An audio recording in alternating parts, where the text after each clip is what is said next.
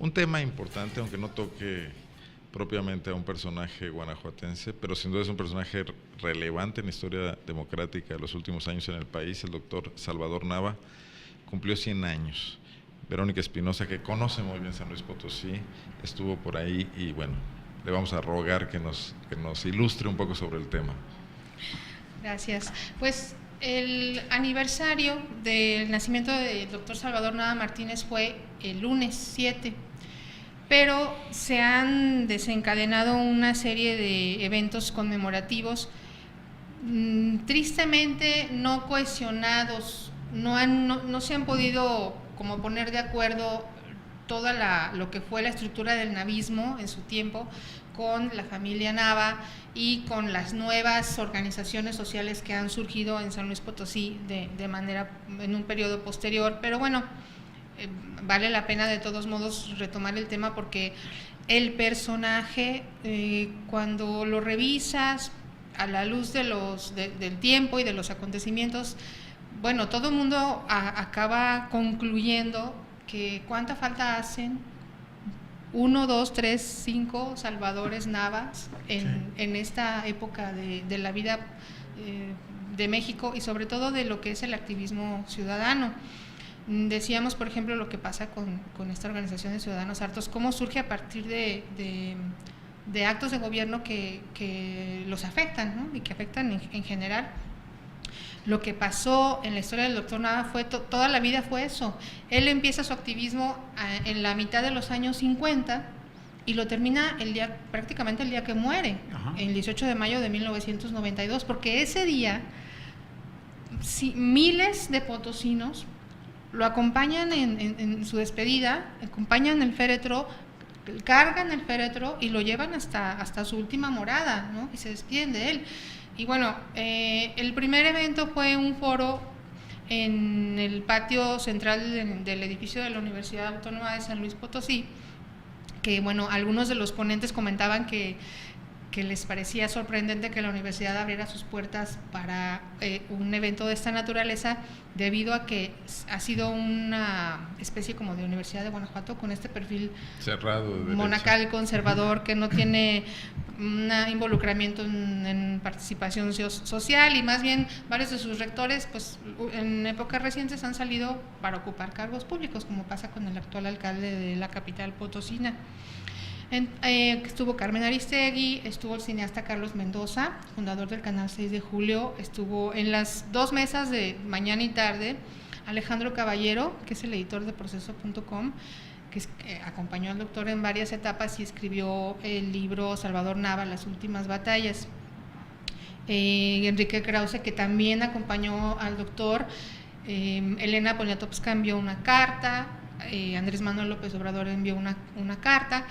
Y por supuesto, en primer lugar, llegó la señora Conchita Calvillo de Nava, que allí expresaban varios de los comentaristas, estaba también Antonio Helguera, comentaban, en realidad, el doctor Nava Conchita no era la mujer del doctor Nava, ¿no? El doctor Nava era el esposo de Conchita, fue una mujer que marchó junto a su marido y que cuando el doctor murió de cáncer, continúa construyendo su propio camino de activismo ciudadano.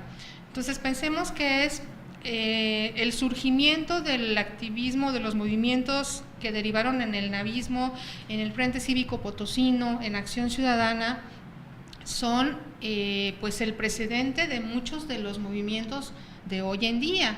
Y además en estos escenarios donde efectivamente se luchaba contra auténticos cacicazgos, como el de Gonzalo N. Santos, de horca, cuchillo, ¿no? El doctor fue encarcelado, estuvo en Lecumberri, estuvo en el penal de San Luis, en el mismo penal donde estuvo encarcelado Francisco I. Madero, y esta vez este penal se convirtió en el centro cultural, fue transformado, habilitado como centro cultural del estado, y hubo una exposición fotográfica que se inauguró esa noche a propósito del sábado 5, a propósito de toda la conmemoración.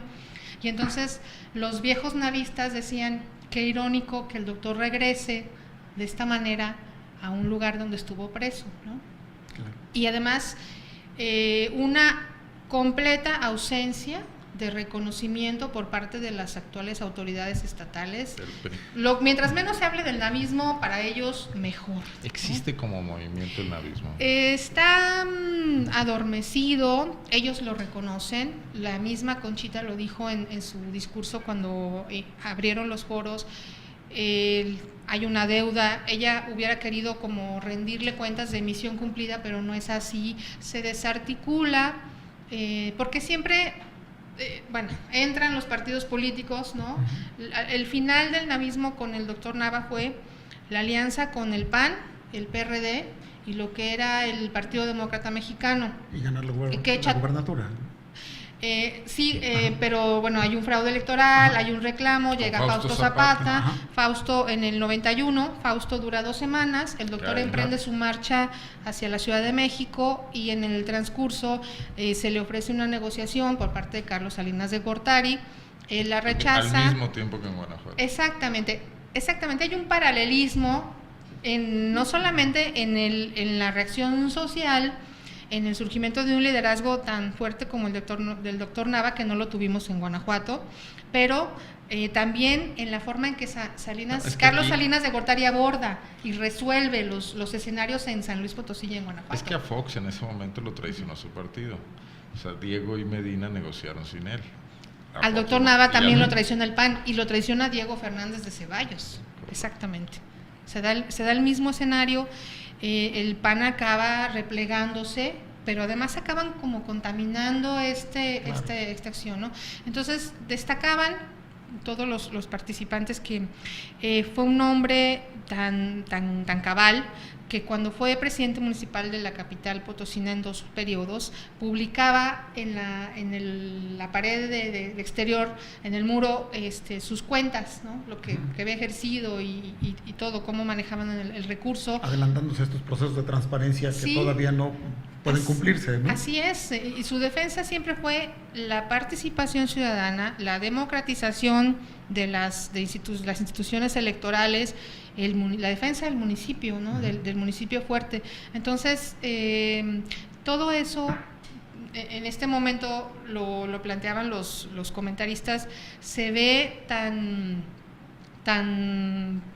adormecido por las condiciones actuales de un sistema que no solamente no propicia la dinámica social, sino que la inhibe.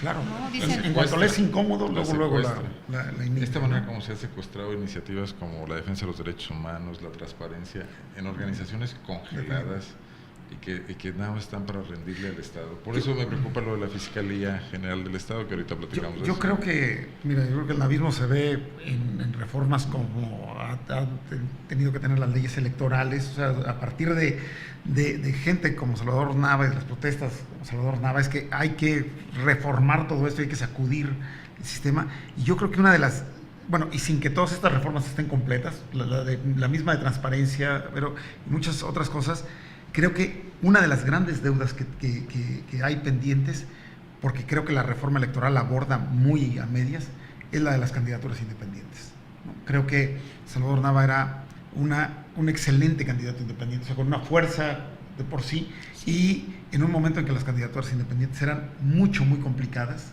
¿no? Si no es que en algunos casos incluso prohibidas, ¿no? Y que hoy siguen estando reguladas bastante. Su segunda alcaldía fue con Juanjito, el gobernador, ¿no? Si no mal no recuerdo. Sí. Y un bloqueo constante y de recursos y todo, ¿no? Efectivamente, que lo obligó a hacer algún otro tipo de movilización nuevamente a la Ciudad de México. Bueno, en un periodo de una candidatura, Alfonso Corona de Rosal le ofrece pagarle los gastos de campaña, y hay una frase muy emblemática que dice: ningún dinero alcanzará para comprarme a mí y comprar al pueblo de San Luis Potosí. Un gobernante entre caciques, ¿no? Sí, un señor que además pagó su campaña todavía liquidó sus cuentas, ¿no? Al final, de su propio bolsillo. En medio de los cacicazgos están los más fuertes que ha tenido San Luis Potosí. No hay personajes así en este momento, ni cercanos ni lejanos, ¿no? No los hay y hacen falta. Sí. Bueno, con eso, ojalá surjan de movimientos como estos que están empezando a ver en varias partes. Debemos agradecerles al sesgo autoritario, atravilario de muchas de nuestras autoridades que estén empezando a provocar reacciones sociales. porque ahí puede empezar a surgir algo, ¿no? Bueno, vamos a tocar el tema, ya no tocamos el de los gastos de publicidad del municipio de León, pero lo dejamos para otro día, ¿no? El asunto de la Fiscalía General del Estado, como lo está proponiendo Miguel Márquez, en el marco de lo que ha venido ocurriendo con la Procuraduría de Justicia de Carlos Amarripa, en el marco de la recomendación de los derechos humanos de la Comisión Nacional, en el caso Lucero, que señala concretamente la apertura de procesos para los funcionarios que incurrieron en fallas. Aquí nos lo dijo Javier Cruz Decide, que le parece incluso excesivo eso, pero sin duda sí queda vulnerada la actuación de esta Procuraduría de Justicia como la conocemos, por un caso de alguien que decidió seguir hasta las últimas consecuencias, ¿no? Hay muchísimos procesos de los que no sabemos todavía su evolución.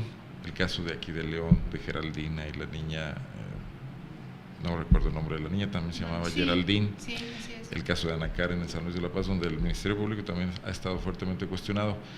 Pero cambiarle la piel a la Procuraduría de Justicia para hacer una fiscalía autónoma, nombrada por el Congreso en combinación con el Ejecutivo, dice el boletín de Márquez, sin saber qué quiere decir eso en combinación, por 9 años transeccional, ¿cómo lo ven? ¿Abre una expectativa? ¿No nos están secuestrando otra vez? A ver, yo me adelanto un poquito, pero yo vuelvo a ver un cambio de entrada, digo, no se conoce todavía la iniciativa que mandará el gobernador, más cosmético que otra cosa. A ver, si este cambio es porque la Procuraduría no ha hecho lo que tenía que haber hecho, entonces es reconocer que no lo ha hecho porque el gobernador se ha metido más de la cuenta.